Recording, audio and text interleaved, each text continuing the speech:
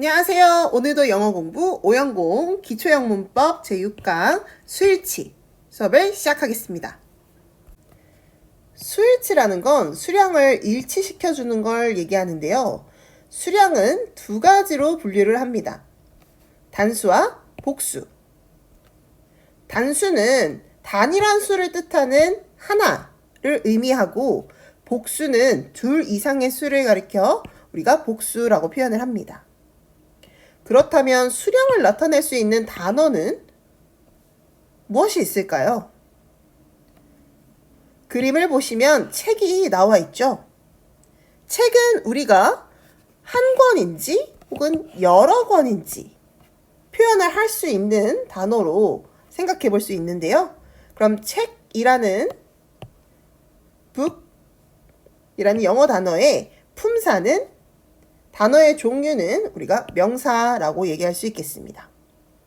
명사 중에서도 우리가 하나인지 아니면 여러 개인지 나타내는 명사를 우리가 셀 수 있는 명사라고 얘기하는데요. 이 셀 수 있는 명사는 가산명사라고 부르기도 합니다. 자, 그러면 이 책을 셀 수 있다면 단수라는 하나, 그리고 둘 이상의 여러 개 를 표기를 통해서 우리가 수량을 나타내 주는데요. 책이 한 권이 있다면 우리가 book이라는 영어 단어 앞에 a를 써서 한 권이 있다라는 표기를 해주고 책이 만약에 두 권 이상인 여러 권이 있다면 뒤에 s를 붙여서 books라는 표현을 해줍니다. 그러면 단수 표현은 다시 한번 정리해보면 가산명사 앞에 a나 혹은 on을 붙여서 하나라는 단수 표현을 해주고 복수인 여러 개는 가산명사에 s를 붙여서 여러 개가 있다라고 표기를 해줍니다. 하나를 의미하는 단수와 둘 이상의 수를 의미하는 복수를 나타내는 명사는 문장의 필수 요소인 주어 자리에 들어갈 수 있는데요. 이 주어 자리에 쓰인 명사가 단수로 쓰였는지 복수로 쓰였는지에 따라 주어 다음에 나오는 동사 자리도 단수 동사 혹은 복수 동사로 수를 일치시켜 줍니다. 즉, 수일치란 주어와 동사 사이에서만 일어나는데요. 주어에 쓰인 명사는 단수와 복수를 어떻게 나타냈었나요? 네, 관사 혹은 on을 붙여 단수명사를 표기했고 명사 끝에 s를 붙여 복수명사를 표현했습니다. 조금 더 쉽게 보면 단수명사 끝에는 s가 붙어있지 않았고 복수명사 끝에는 s를 붙여서 둘 이상의 수인 복수를 표현합니다. 자, 그럼 동사의 단수 복수는 어떻게 표기할까요? 명사와 반대로 생각하시면 되는데요. 주어 자리에 어나 on이 붙은, 즉 단어 끝에 s가 붙지 않은 단수 명사가 왔다면 동사는 반대로 s를 붙여서 단수 동사를 나타내고 주어 자리에 s로 끝나는 복수 명사가 왔다면 동사 자리에는 s가 붙어 있지 않은 복수 동사가 온다고 생각하시면 됩니다. 단수 동사와 복수 동사를 정확하게 말하면 단수 동사는 3인칭 단수형을 사용한다고 말할 수 있는데요. 우리가 배운 인칭 대명사를 떠올리면 3인칭 단수란 나를 가리키는 1인칭 I와 너를 가리키는 2인칭 You를 제외한 제3의 사람을 뜻하는데요. 이것이 만약에 주어 자리에 오게 되면 동사에 s를 붙여서 3인칭 단수형 동사가 쓰였다고 얘기합니다. 그렇다면 1인칭 I와 2인칭 You는 단수인 한 명을 뜻해도 s가 붙지 않은 복수 동사를 사용하는 점 기억해 두는 것이 좋겠죠? s가 붙지 않은 복수동사는 동사의 원래 형태인 동사 원형이 쓰인다고도 합니다. 단수와 복수를 나타내는 명사는 셀 수 있는 가산 명사라고 했는데요.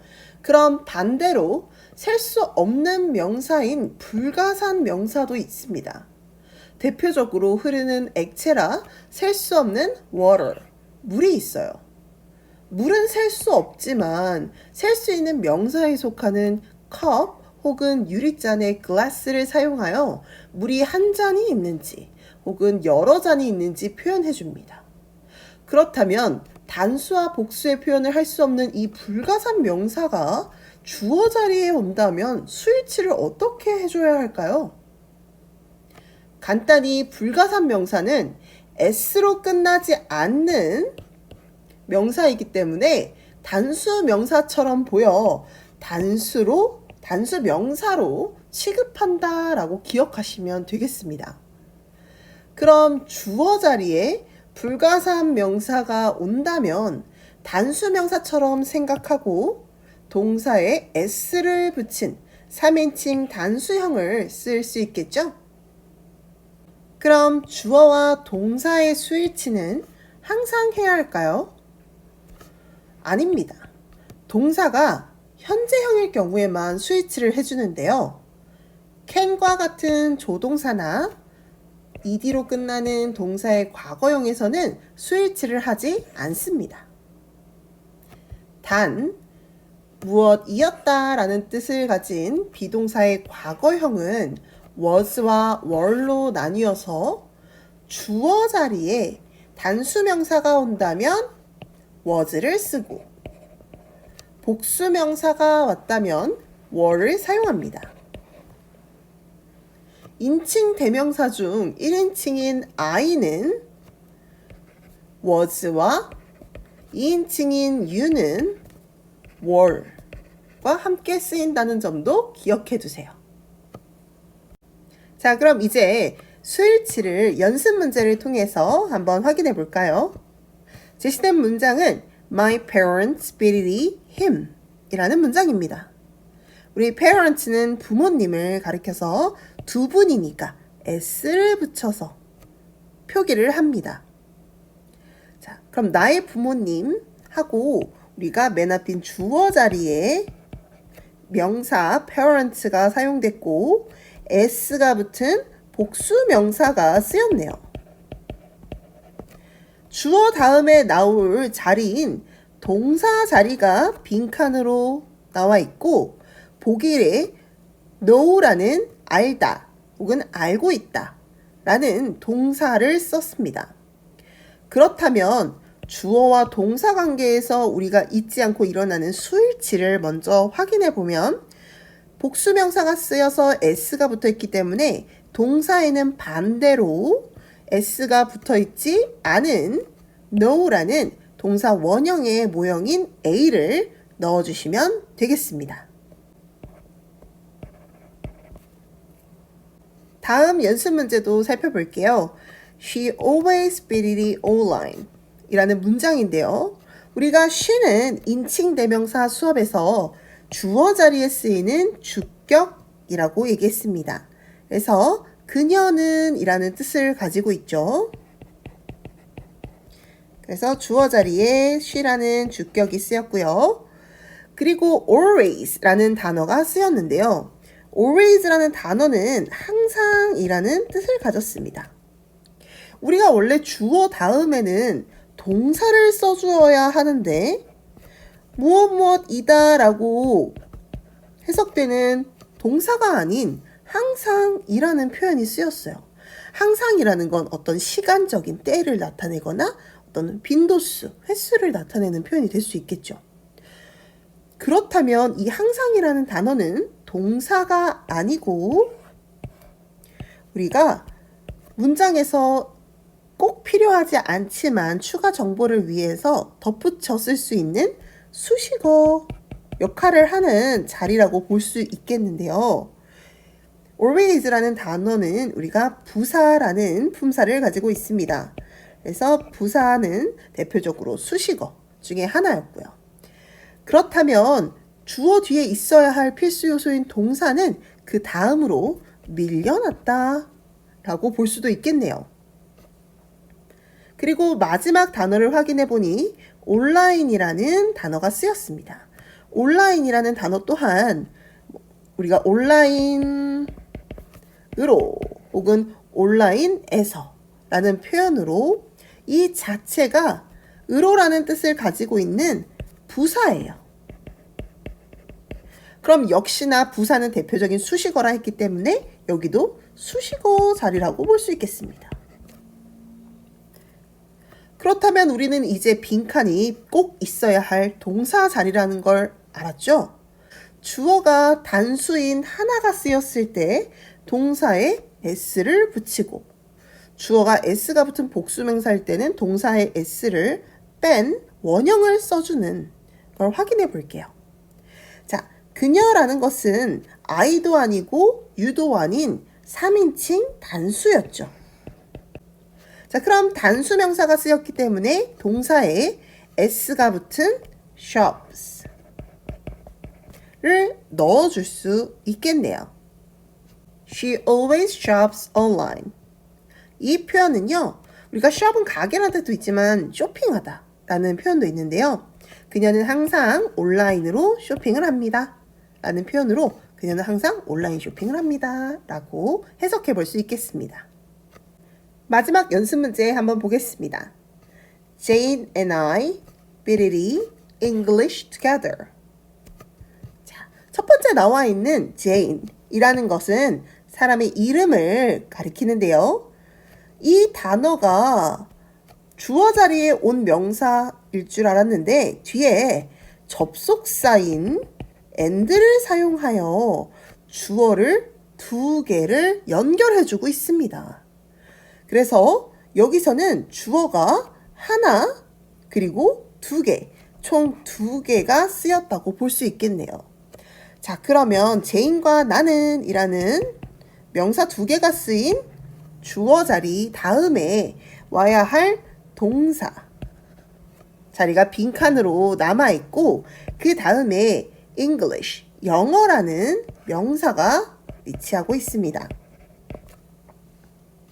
그러면 주어의 수량에 맞게 우리가 동사의 수위치 표현을 찾아볼 건데요. 주어가 명사 두 개로 이루어진 우리가 둘 이상은 복수 명사라고 했습니다. 비록 단어 하나하나는 단수지만 이 두 개는 복수라고 말할 수 있기 때문에 복수 명사가 쓰였다고 하여 동사에는 s가 붙지 않은 원형의 형태인 study를 넣어주면 되겠네요.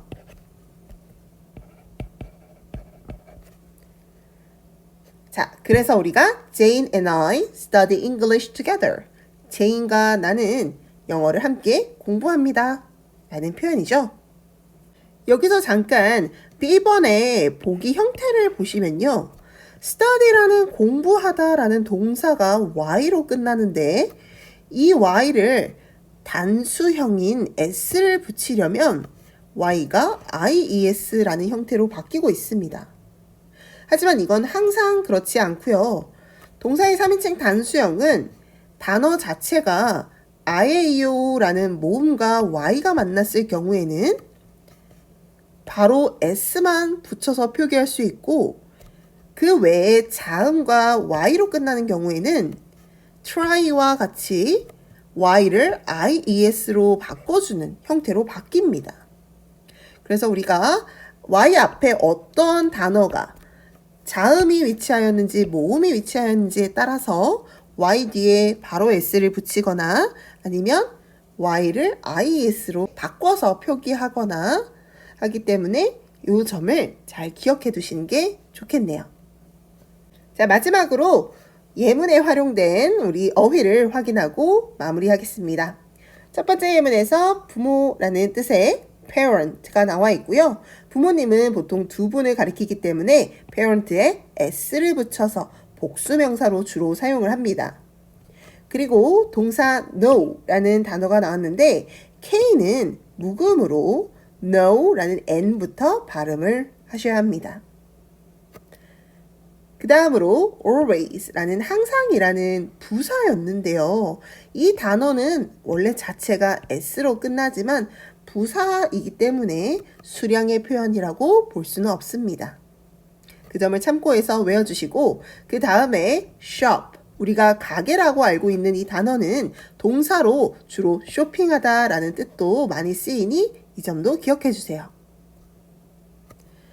온라인이라는 단어는 우리가 그냥 온라인이라는 명사처럼 사용하기도 하지만 온라인에서 혹은 온라인으로 라는 수식어의 역할로 쓰이기도 하고 한국말에서는 온라인으로 라는 표현보다 인터넷으로 라는 표현도 온라인이라는 단어 하나로 우리가 그 역할을 할 수 있습니다. 마지막으로 함께라는 together가 쓰였네요. 자, 그럼 오늘 수일치 학습해 보았는데요. 연습 문제를 통해서 좀 더 복습해 보도록 하겠습니다. 오늘도 고생하셨습니다.